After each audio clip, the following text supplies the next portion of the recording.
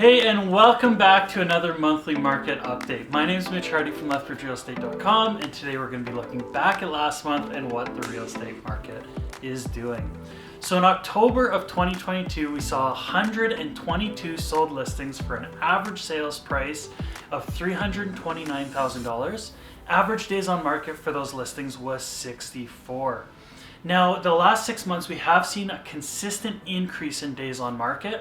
And this month specifically, we saw a $40,000 decrease on the average sales price. So I'm really curious to see if this is the start of a new trend or if this month is specifically just going to be an outlier.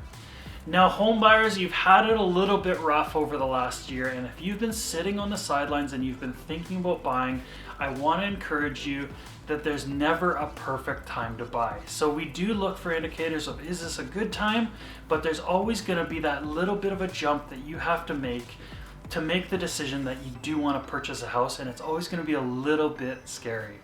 And so what I wanted to do this month is offer you 3 main things that you can do to protect yourself as a home buyer to make that jump a little less scary.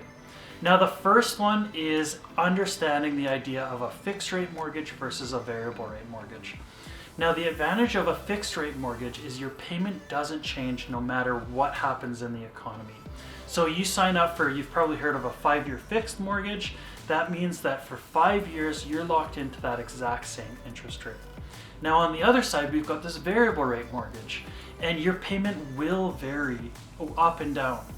Now, one of the advantages of a variable rate mortgage is historically people pay less. And the reason that is because lenders discount that rate because you don't have that peace of mind that you're going to have the exact same payment every single month. Now, one extra piece that you should know about this is if you end up having to sell early, you typically have a payout penalty. Now, with a variable rate mortgage, typically these are less, and fixed rate, they're a little bit more. Now, the second one that I want to present to you is this idea of rental income. So you might say to me, Mitch, I never want to be a landlord, or I would never ever put my property on Airbnb.